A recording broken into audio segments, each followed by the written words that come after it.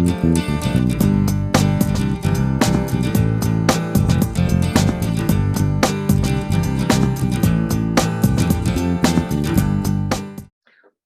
everyone. Welcome to Fibromyalgia Talks. I am your host, Necie. Today, get ready to be transformed. My guest today is Kat James.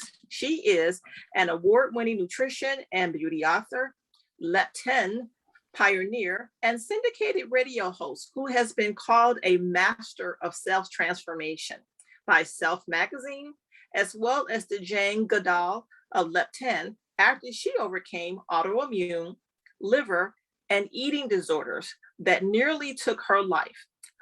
Then taught countless others her original protocol with Dr. Verified Success. Welcome, Kat. How are you today? Wonderful. Great to be here, Necie. Thank you so much. I'm glad you're here. Today we're talking about transformation. I know that you are the master of self-transformation. You've gone At least self says so. There are lots of us. If you've done it for yourself, you got to listen to anyone who's done it for themselves and lots of others. So many people could be called that. So can you share a bit about your own transformation and what led you to give up a successful and glamorous life? Because you were one of the most quoted and visible beauty experts of the 90s. So what happened? Can you take us to that period of time? Yeah. First of all, the irony of being one of those quoted, very visible, I was on Sally Jesse and Geraldo and Today Show and represented a lot of cosmetic companies. Now, the irony is that what got me there was I transformed myself beyond recognition, and no one wanted to know how I overcame my eating disorder and my failing liver and the inability to digest food and horrible rashes and dizziness on standing and canker sores and horrible things. And they didn't care. They just said, wow, she looks great. So let's have all of the PR companies call my makeup agent. I was a makeup artist leading up to that, a pretty good one. And but they just wanted to know what color, to put where on your eyes and what color lipstick makes your teeth look the whitest. And meantime, I am waking up every day as if Santa Claus is my best friend. I'm waking up in this fantasy of not feeling horrible and not being addicted to food and total freedom from craving, from my skin issues. My weight melted off 10 dress sizes. And what led up to that was some unlikely stuff. I had my health crisis, and I think a crisis is what gets a lot of people hitting bottom, really makes change, right? And so I had my crisis, 12 years of an addiction to food, and feeling like there was a sense of impending doom, and a weight was on my chest, anxiety, and major depression. And I had one day where I ate very uncharacteristically, and I felt for 5 hours, I forgot about food. So I forgot about lunch. It came and went without me kind of fantasizing about what kind of health food store carb I was going to have. And then I felt like my head was floating over my body for about 5 hours. And at 2 o'clock or so, I remember saying to myself, wait a minute, lunch passed. I feel amazing. I was pure productivity. And so what was that? And I said, what did I do differently? And yes, I ate a little fat that morning. I was a fat-free kind of person. Not to say that eating fat is going to get you to where I'm about to talk about, but it gave me a little bit of it. I couldn't make it last. And I spent 2 years of trial and error to finally make that something happen that science wouldn't understand until 4 years later, and is still discovering. So I had accidentally, and the coincidences that led me to being told what I had harnessed, because 10 dress sizes came off and standing in front of someone at a high school reunion, they don't even know who I am. And they're angry at me for claiming to be who I am. But it is an amazing coincidence that not only through my boyfriend at the time, who was a human genetics researcher, was I invited to the celebration of the discovery of leptin talk about coincidences, because Dr. Jeffrey Friedman at Rockefeller University had just discovered it. And my ex-boyfriend was a scientist at Rockefeller University. So he says, we're going to go. And I remember standing in front of the discoverer of what I had harnessed 4 years earlier. And I remember thinking to myself, you know, whatever you injected into these rodents that made them thin, I have something way better than that. And it was the same thing. And I didn't know that. And another 10 years later, I was on a book signing, another incredible coincidence. The foremost clinical expert, not only on leptin, but the hormone insulin, was at that book signing. He had a New York Times bestselling book. And I just knew that some hotshot doctor was coming. And I thought, yeah, they're going to be totally uneducated in nutrition like all of them. And I was telling these people lined up for my book, and it's amazing because there's no need for portion control. It's astounding. And allergies all stop. You can sleep deeply. You're calm. Your energy is the same at 3 o'clock in the afternoon as it is at 10 in the morning. And number one, it won't work if you spike your own blood sugar. And everybody has different levels at which that happens. And that's affected by their past medical interventions, their heredity, the frequency and severity of their blood sugar spikes, what they were given to eat as a kid. That all makes us different in these thresholds at which our hormones are spiked, our insulin and leptin gets spiked even more easily. That's Leptin. And so I walk up to this doctor that's watching this whole book sign. He's there, you know, with this look on his face and his hands on his waist. And I walk up to him and I said, so what did I get wrong? And he said, you didn't get anything wrong. And his jaw was hanging open when I said, it doesn't work unless you eat a lot of fat. And I looked at him, right at him when I said that, because this is the height of the fat, the end of, you know, the beginning of the end of the fat-free era. But so, and his jaw dropped. And I thought, yeah, you know, he's another one of those anti-fat doctors. And I just freaked him out, which is sort of what I wanted him to do. And I walked up to him, and that's when he said, yeah, there's nobody else doing what you're doing. And I was able to ask him, how come no one has allergies? How come bone loss is reversed? He says, because we're using one of two primary fuels. Most people are sugar burners. They should be fat burners. And when they're a sugar burner, they actually are going to use protein, sugar from the protein in their bones at night to keep their blood sugar levels up, because we actually use our primary fuel, whatever it is, whether we're sleeping or we're awake. I was able to ask him, how come people don't have their allergies? He says, because leptin is the great immune modulator. I said, how come people aren't depressed anymore? And he said, because leptin heals the dopamine pathways. And that affects Parkinson's, ALS, affects many things. It affects addictive relationship with anything, including social media and likes and shopping and sex and all sorts of things. So it is any addiction that really tweaks that reward system, that dopamine pathway.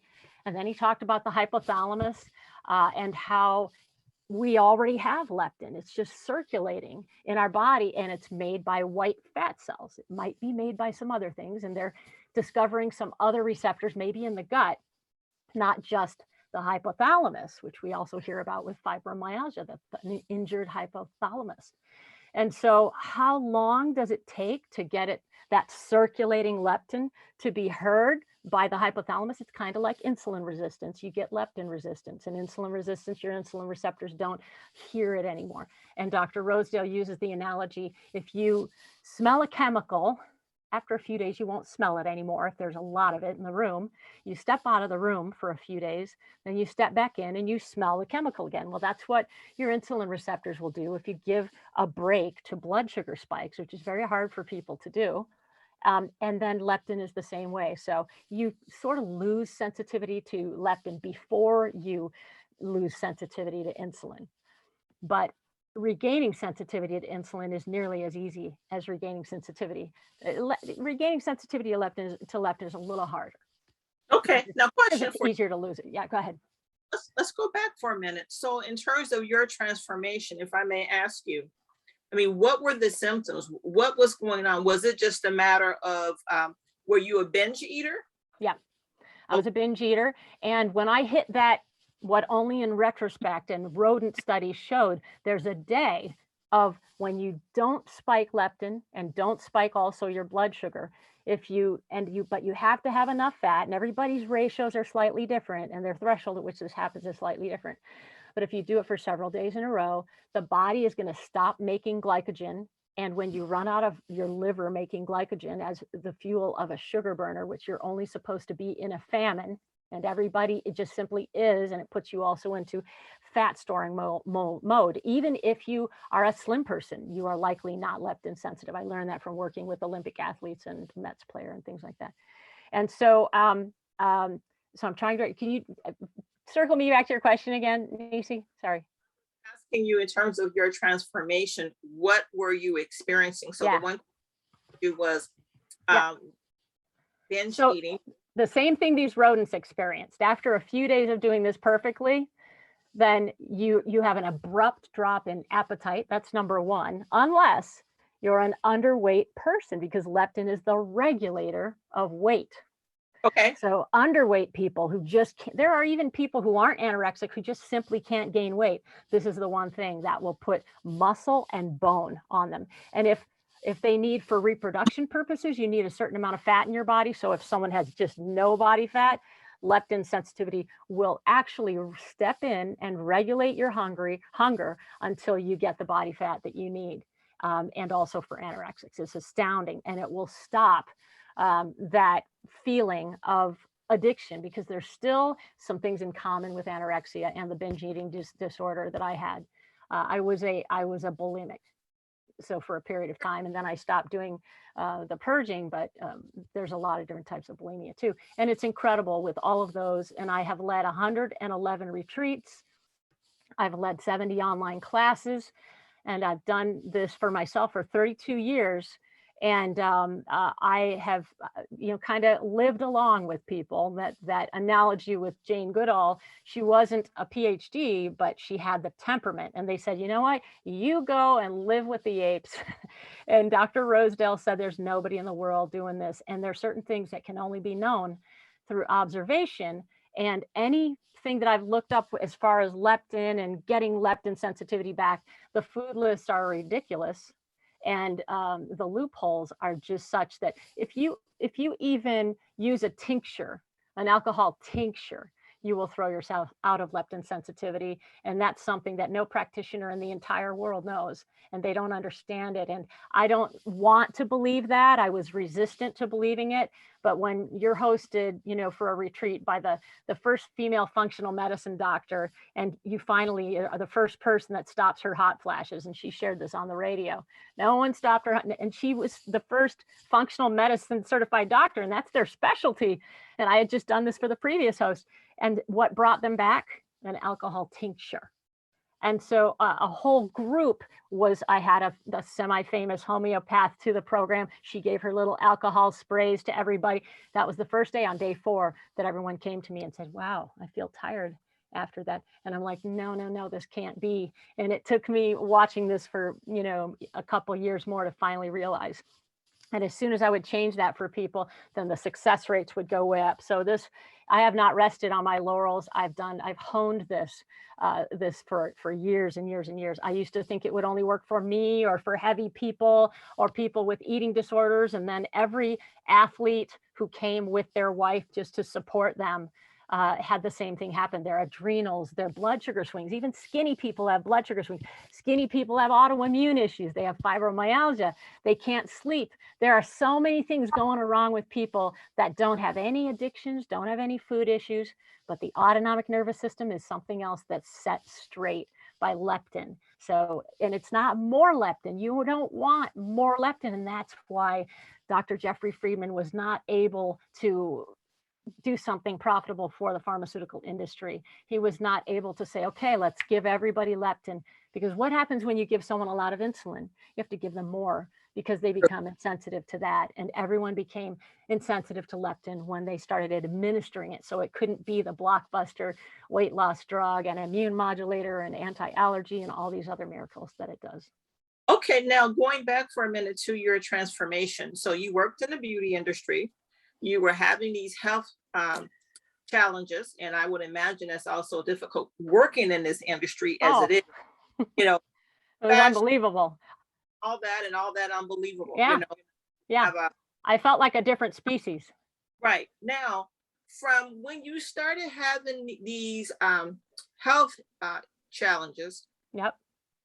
How did you move from, okay, there's something wrong with me, let me see what I can do? How did you go about that process to find Yeah. your Oh, I had to hit bottom. I had to be not digesting anymore. So I was passing undigested material. okay? And I went to a regular doctor. He said, you got to go to a liver specialist. Liver specialist said, no, viral. Well, you guys have autoimmune. You're going to have a liver biopsy. And I said, wait, just give me some time. And then I went, there was no internet, went to Shakespeare Books, Upper West Side, looked at a book. Oh my gosh, I don't want to get this done. This is scary. And I was only going to health food stores for my raw desserts that I binged on. Okay. I did not go to the supplement section. I didn't go to the book section. And first, I got myself out of the woods in retrospect, because I didn't have that amazing day until after I had taken milk thistle, alpha lipoic acid, by going to the book section of a health food store and looking in the index, liver. I thought it was all made up malarkey. And so I was intrigued, because this book kind of said the same thing as that book for the liver. Maybe there's something to this. What do I have to lose? I'm going to take all this stuff. And I go back to the liver specialist, 200 points down, another 200 points down. On the final day, the third time back, he hit his desk and he said, what are you doing? And I said, well, I'm taking these. And he goes, go, go, go, go, go, go. I don't want to hear it. And I was so intrigued, though. I said, there's something to this stuff. So I definitely bought myself time. And there was something else I took, L-tyrosine, because I read in a book called Why Am I So Tired? It said, take that for your thyroid. And thyroid also goes back to fibromyalgia. It's a big connection, as I'm sure you know. And so I had hypothyroid and Hashimoto's. I had a horrible gut. I mean, as I said, I was a massive sugar addict. I grew up in Michigan on plastic food, everything hydrogenated, fake, no real butter, no real mayonnaise. And then I moved to New York and I learned what real food was. So I was on the photo shoots and at Vogue and Bazaar, and they had like Dean and DeLuca catering. And so I saw like vegetables that looked like twigs and bark.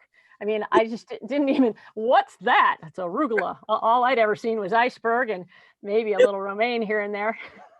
And so I already learned how to eat well. I was eating literally superfood diet stuff, but my burnout dopamine pathways and my horrible dysbiosis in my gut, it was already done. And that contributed, especially the burnout dopamine pathways. Once you get that, and you do that by spiking dopamine again and again, staying up and getting likes, and that can do the same thing as eating bad food or taking drugs. And so my drug was the food, and I had a heroin-like addiction, and that's quite literal. It was the same mechanism, and they do brain scans, eating disorders, and alcoholics and heroin addicts, the same burnout dopamine pathways. And would that also apply, Kat, to people who are emotional eaters, stress? You can't even believe it. I mean, I can't initially convince people that all of a sudden they're not going to crave. There are people who have tears because they like me. Oh, I had everything to explain it, the old relationship with my mother and all those things that, that I definitely used food as a drug, but that ability to use food like a drug and that vortex that calls for the drug, just as in alcoholism and these other, stunningly resolved if you can heal the dopamine pathways, and leptin is astounding at it. Now, I won't make any claims for my program. I'll blame everything on leptin. And later when we talk about what happens to people, what's happened to my clients, it's pure coincidence. That's wonderful, because the other thing that I was wondering about, and by the way, I did purchase your book, and Informed Beauty. I've been reading The Truth About Beauty. Yeah. Yes. So what I was curious about was, why is it we haven't heard about leptin from our doctors, and specifically, its effects are what are its effects on pain and even fibrosis? I asked you a question because me as a patient, I attended 2 fibromyalgia boot camps, 5 weeks. Okay. They have the best people in the field of pain science, and the nutritionists and the therapists, and it just runs the gamut of all these different specialties. But not one time did they ever mention anything about leptin. So I'm just trying to understand when you so for people who are new to fibromyalgia, you go in, you see your doctor, trying to figure out. Yeah. So if you went to an eating disorder clinic, they're not going to tell you how to naturally fix your dopamine pathways because they're sponsored by makers of antidepressants and makers of digestive, anti-reflux and Right. anti-anxiety and sleep meds. Okay. So you're going to be given those immediately when you go in. And, the pharmaceutical companies, they influence how doctors are trained. I think more people than ever know that. But if something is not patentable, in other words, you can't patent, you're not going to patent a nutritional intervention, which is the only thing that can help you regain leptin sensitivity. And so you're not going to hear from something that's not patentable from your doctor. They just don't learn about it. There are some amazing doctors out there, like Dr. Rosedale. There are doctors who recommend my program, and they, some of them live in states where they're allowed to do it. And sometimes they have to just say, I got to give you the conventional treatment no matter what. They could lose their license. So that's why. That's why. And as far as what it has to do with fibromyalgia, every aspect that I've ever heard related to fibromyalgia, the pain, the inability to sleep, and the gut, and the thyroid issues, the hypothalamus connection, and I just wanted to not miss any. So I've got a little note down there, the autonomic nervous system. We can take those one by one. Okay, so as soon as you become leptin sensitive, and this ties into these incredible symptoms that you're going to have, not only is your appetite going to go down, but your sleep is going to start. And I don't care if you've not slept more than 20 minutes at a time your entire adult life. I've worked with all of these people that say, my job is having people roll their eyes at me. You're not going to get me to sleep. And then you're not going to get me off coffee.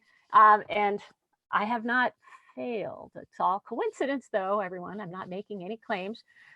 But as far as pain, you have, in about the 4th day of leptin sensitivity, such a loss of inflammation that you will actually urinate a lot, because you're going to lose edema related to inflammation, such that when you go home after 5 days, or you can do the online thing or whatever you do to do this, you will lose so much fluid. Your face will become refined. Your CPAP machine, the numbers, I had twice someone's sleep experts say, we think your machine is broken.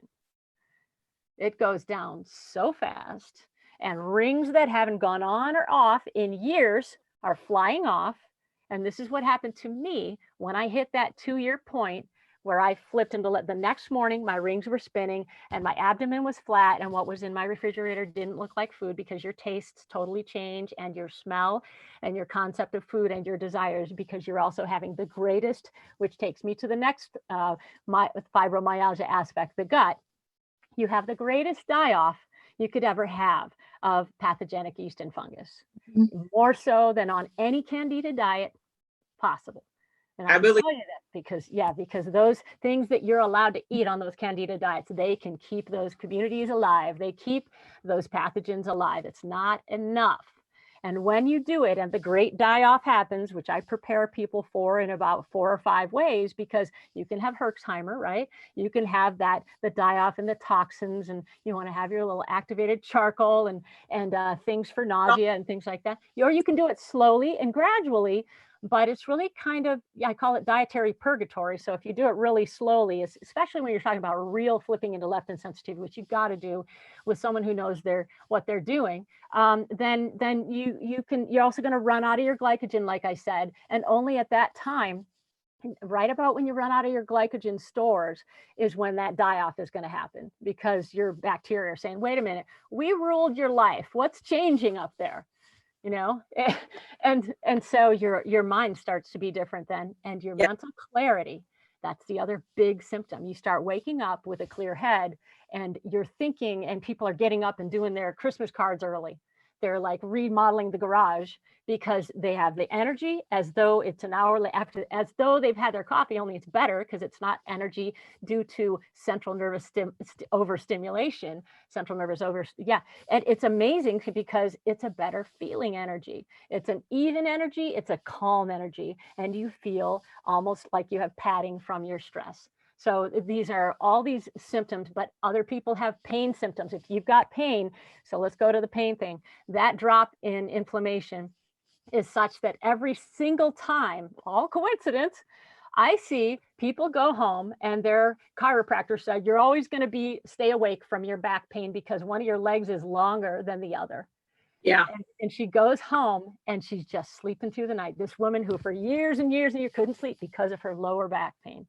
And then, you know, we can go into the examples of Wild Bill and Yeah. of John in a moment, if you like. I would. My other question for you is, how do you know if you are experiencing leptin sensitivity? And that's exactly, you're going to have, in most cases, unless you're underweight, a very pronounced, just like the rodents had, an abrupt drop in appetite. Okay. And then your energy at the same time is going to soar and it's going to be even. No more ups and downs. And your sleep will be, your tiredness will be pronounced. And the light sleepers are sleeping deeper. The people who couldn't sleep at all, first, they're not waking up 5 times, they're waking up 4. And after about a couple of weeks, they're waking up 2. Then they get to 1. And then they wake up in the same position and they can't believe it. And then they text me. And they're like, okay, I woke up in the same position. Sorry, I didn't believe you. And so the sleep, but the clear head, and then everybody has their own symptoms. Someone who will have reflux when they're before, and then as soon as they flip into leptin sensitivity, they don't have reflux. Almost, I don't know anybody who has it. Who hasn't had it resolved. And then allergies will be resolved. And anxiety, forget about it. That's autonomic nervous system. Digestive issues, unbelievable. So, I mean, IBS, Crohn's, serious people who can't get out Yes. and walk to work because of things. And I could just go on and on with examples. We could go with examples just on that for a long time. So, Crohn's and serious things. Yeah. Now, I know everyone's body is different and how we respond to different things. So from your beginning, your experience, and when you found the transformation, how long would you estimate before you started noticing things were turning around for you?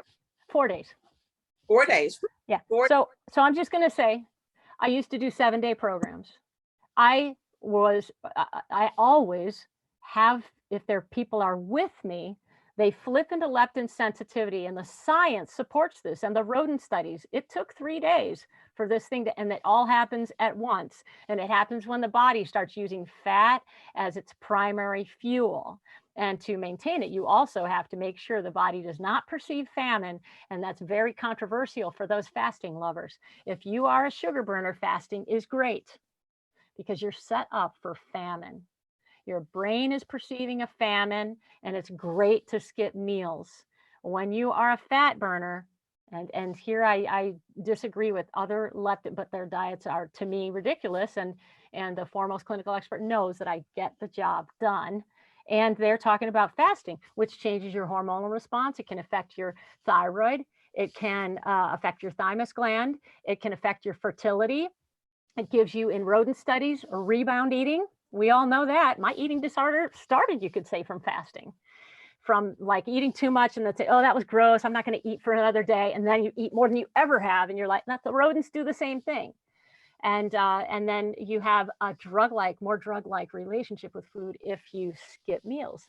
You start spiking dopamine from your meals. So literally, I've worked with many women and men with eating disorders, even a male fitness model who had an eating disorder because his coach had him eating once a day.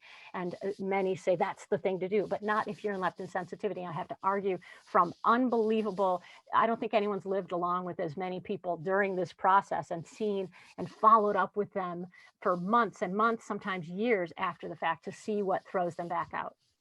Now, when you mention about eating fat, can you clarify that for us? Because I know the word fat means different things to people when they think about eating fat. What do you mean? Right. Some people say, oh, healthy fats. Okay. Olive oil. Okay. Okay. Well, animal fat, if it's grass fed, is incredibly healthy and it will do things for you that nothing else can hormonally. If you eat low cholesterol, it seems like all of the general guidelines affect fertility. But if you eat low cholesterol, then you're going to have, eventually, you're not going to be as fertile as you would be. And it causes depression, according to at least one study. And cholesterol is your libido. It's a precursor to your hormones. It's your joie de vivre. And so, and your skin, and delivers your testosterone and your fat soluble nutrients.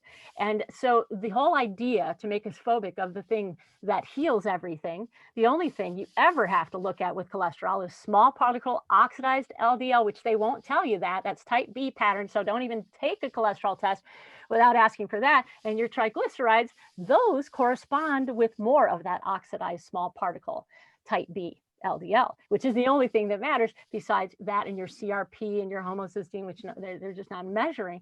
But the triglycerides indicate, here's the real culprit. What gives you those oxidized small particle ones? Carbs and cheap vegetable fats. Linoleic acid is something people need to hear about more. Inflammation, and inflammation, back to fibromyalgia, that's what you want to avoid. And sure, probiotics are going to help your gut, your sleep. You can do things along the way while you're trying to cut your sugar. And alcohol, it's going to make you not have deep wave sleep. And sleep meds are going to mostly cut off your deep wave sleep. You've got to wean off and understand that if you cut spiking your blood sugar and you eat more fat and you have nutrient density, please don't go vegan, please. If you do, you're going to have malnutrition unless you are absolutely filling your medicine cabinets with supplements. You would then need more B vitamins, carnosine, carnitine, choline. You need a lot of things if you do that. And nutrient density plus fat plus no sugar and alcohol equals better sleep and calmness. Okay. Now, with the transformation retreats that you run, tell us about that. How many weeks? I know you do some in person, and then you Yep. that you. Yeah, And you asked how many days it takes, for this transformation to happen. I used to do 7 days. Certainly I do. I used to, before COVID, was doing 15-day Europe ones and Iceland and Tuscany and all that stuff. But 5 days is what I started doing instead of 7 years ago, because people have cleanly flipped by day 4, maybe 5. And plus I also start them ahead of it. And so it's called Total Transformation. And the next one is here in Montana. I'm trying to show you the mountains behind me. But it is so beautiful here. And I've been doing them here since June of 2020. And instead of traveling all around, and this is near Glacier International Park, so people love it. And but that's what John did. This incredible example of a fibromyalgia turnaround. He was also didn't need his allergy inhaler he had had for 15 years, which I think could have tied into his onset of fibromyalgia. And now, he just didn't have pain after by the time he went home, didn't have the pain. And Bill will show his picture, same thing, major pain, couldn't sleep, flip-flopping. And he had all the other aspects, the horrible microbiome, and neuropathy. And it all goes back to, I think there's a connection because of how quickly, when you heal the hypothalamus, which you have to do to regain leptin sensitivity, you're healing something that is very connected with fibromyalgia, and the thyroid, because leptin regulates thyroid synthesis. It is a major thyroid healer. And so you're healing all these things that kind of dance around fibro, and perhaps that's why they had these changes. okay. Now, I know you've conducted groups all over the U.S., as well as, like you mentioned, Iceland, Tuscany, Germany, Costa Rica, and much, much more. And you've taught at the Omega Institute in Canyon Ranch. I have talked to people from other countries, and one thing that I've noticed when it comes down to diet and nutrition, it's totally different. Their approach is a more healthier and holistic approach versus here. And that's just amazing to me. Why is that? Well, here's the thing is I could get into conspiracy theories, but the problem is that what we are doing is it's being exported to them. Okay. So they're exposed to more. You're seeing more obesity in Asia. You're seeing a lot of things come to, and they look to the West and are getting, even in India and in Costa Rica, they're like, ooh, we're going to get a westernized medical thing. And it's all coming there. And you only have, and when I, last went to Amsterdam, for example, all these European kids were drinking Coca-Cola and eating all this crud. And because epigenetically, they're not as far along as we are. We can't do the same thing that our grandparents did at the malt shop you know, and not have any consequences. We can't, you know, they all look like string beans in their class photos back then in the 50s and stuff like that. We can't do that because epigenetically, each generation that exposes to the things we were exposed to, high fructose corn syrup, the vaccine schedule, and the environmental toxins, it affects us epigenetically so that our next generation can't eat what we ate. And that's why we have kids that are diabetic, right? And that's why it's coming over there. So I just am translating my book in German now and have German translators there. And it's about time that, because they don't even know how to begin to battle that. And what I do is something that biochemically makes you, it makes up for these epigenetic attacks. Okay, now can you share some transformation success stories of your past clients? And what we're going to do a little bit later is we're going to put some of their images up so Yeah. that the, you know, before and after. But can you just share a little bit with us about some of their transformation? Absolutely. Absolutely. So let's talk about, I call him Wild Bill, and he's now a very close friend of mine. And this is an incredible, interesting Southern man. And he grew up on a farm. His father and brother got prostate cancer and wound up, as he says, in diapers. And that he got it, and they were all exposed to pesticides. And he said, I'm not doing it, not doing it. This man actually cured 13 of his own cancers. And Wow. he does a mail route just so that he can talk with the 7 doctors on his mail route. And he listens to, and he was listening to my show for 10 years. And he was listening to another guy and doing all their dietary application and using all this incredible stuff for his prostate. And, but it kept coming. And finally it was metastasizing. He got worried. I was on the radio and he was listening, and I was coming to Chattanooga, Tennessee while he was, and he lives near Chattanooga, Tennessee, and said, God says, I'm going to do this. Comes to the program, but we started early. And by the time before he even got there, his PSA from doing my pre-program had already gone from like 39 to 19.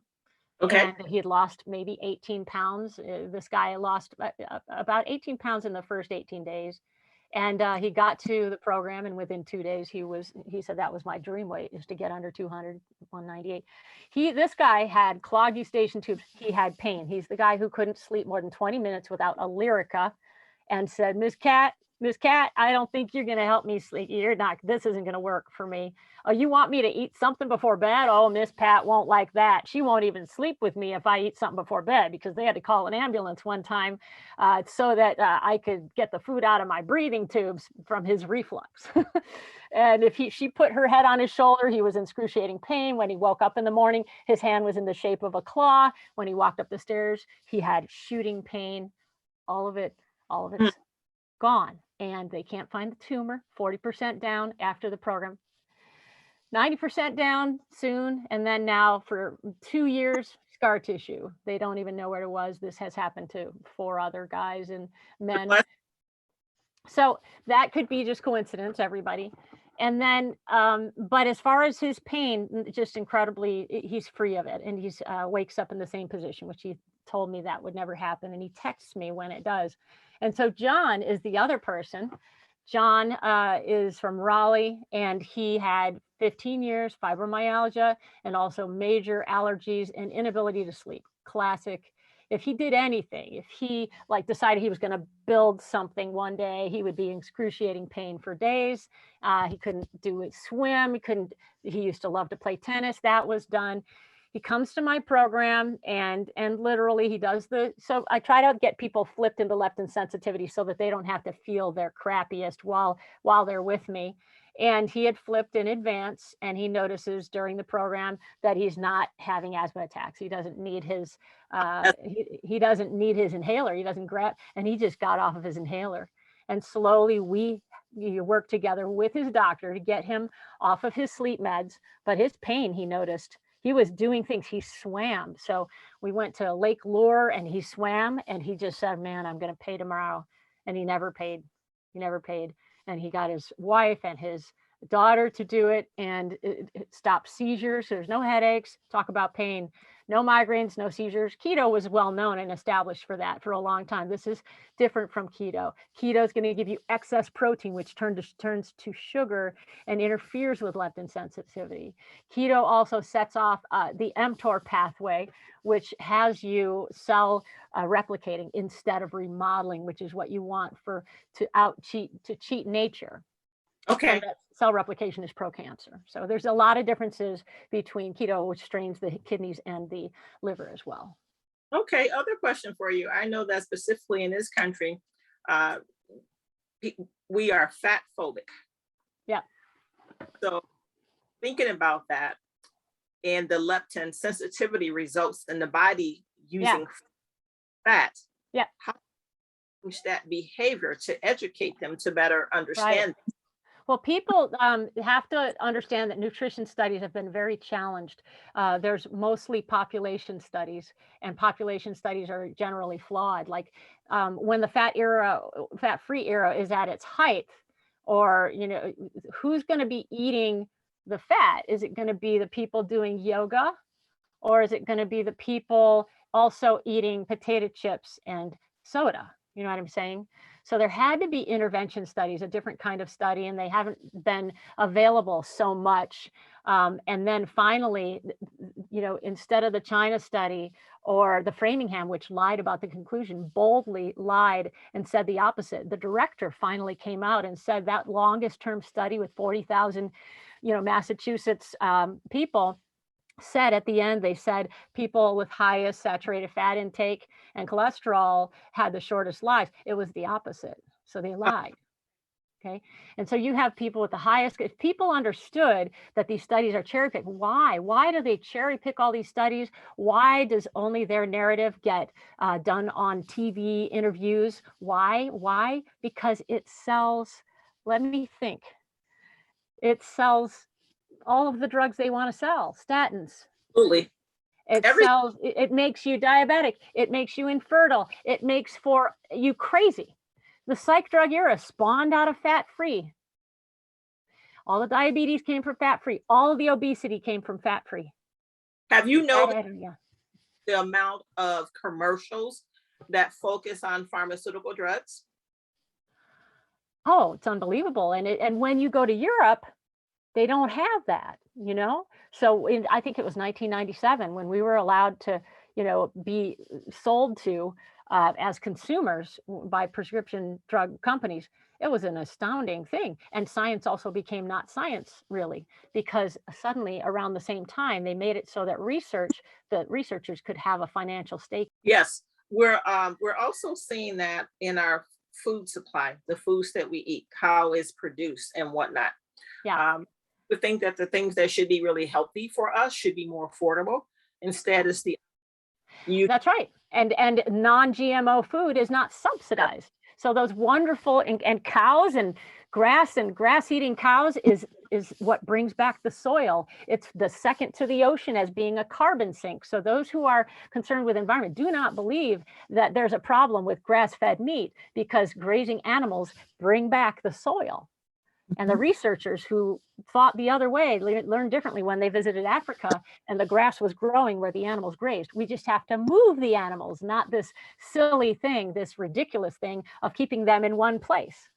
Yeah, that's just also like the fish, for example. Farm-raised fish, I will not eat. That's right. Good for you. Doesn't have omega-3. It's pro-inflammatory. Yeah, and it's floating in its own, excrement and whatnot. That's right. So I know you. Now in your book, what stood out for me, and I've been reading this and focused on it, it talks about the autopilot self-care habits, how they play a deceptively powerful daily role in determining the future of our beauty. Personal hygiene, beverage choices, skin, hair, and cosmetic regimens, bathroom cabinet staples, food choices, pick-me-ups. And so when you think of all those, it's things that you're eating, it's things that you're putting on your body, you're putting on your skin, and we just put a lot of this stuff on us, and we don't even bother to label to see, hey, is this safe for me? Because some of these products, you should not be using them. Yep. And in this era, we're overdoing antibiotics, and we're overdoing sanitizers too. I have done a lot of study. Now they've just discovered we've heard about the gut-brain axis, right? Yeah. So and there's also a gut-brain-skin axis that just has a collection of studies that if we all over sanitize our surface, for example, that it affects our overall innate immunity. So that's really an interesting thing. And so using purified water, so upgrade your beverage, is a huge thing. Don't have any sugar in your beverage.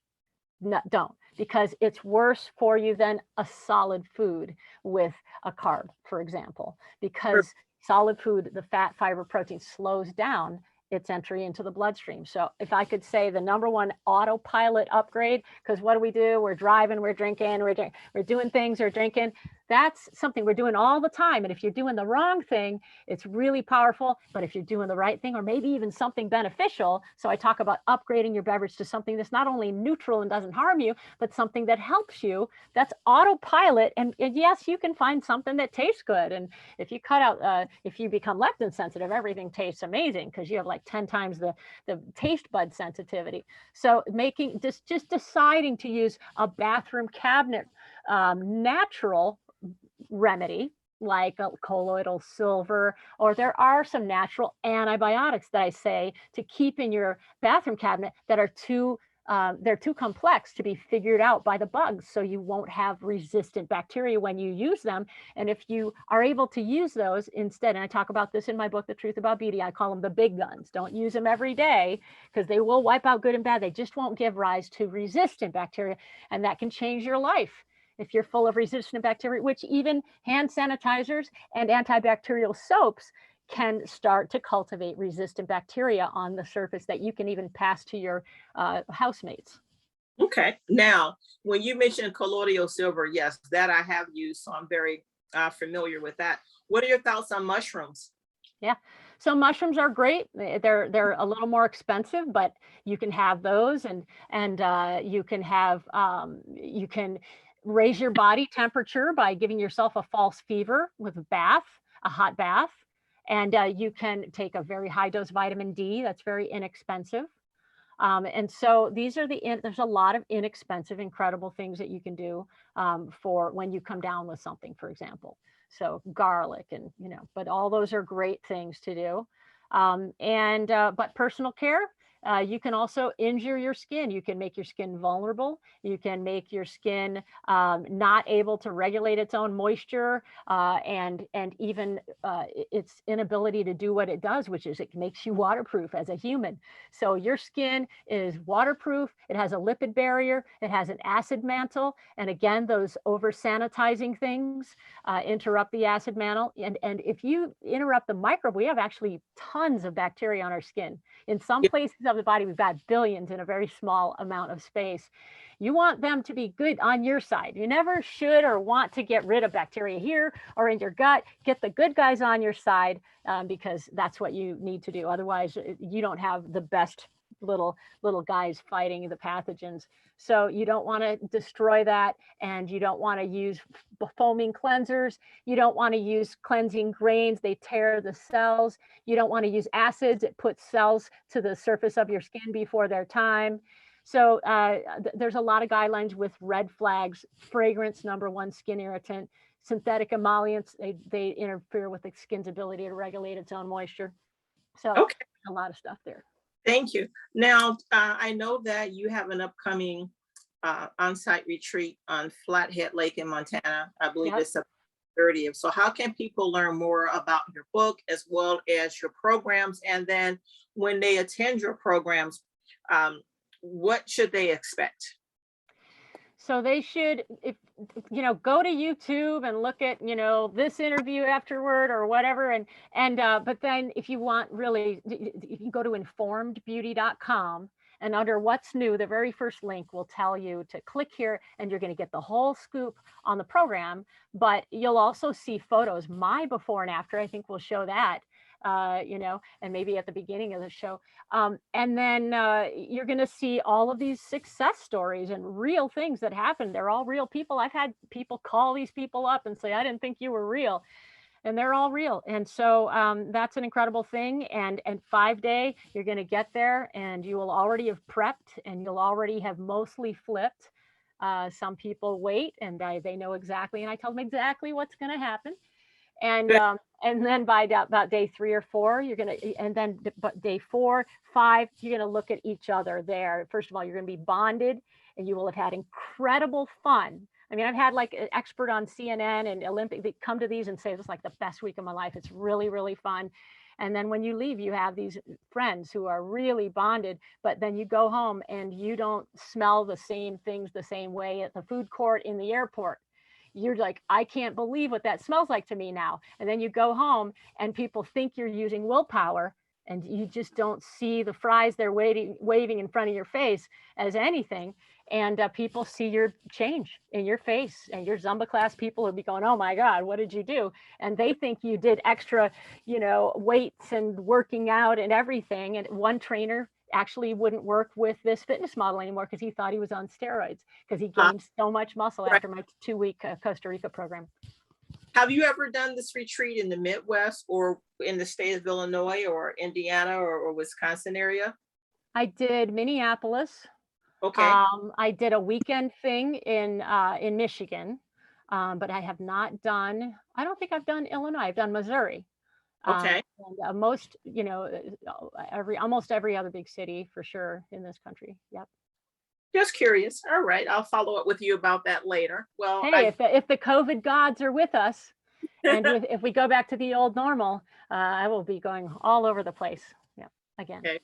Well, thank you so much for your time today, Kat. Let people know how they can contact you should they have any questions. Wonderful. info@informedbeauty.com or 877-54-TOTAL. Thank you for your time today. Thank you, Necie.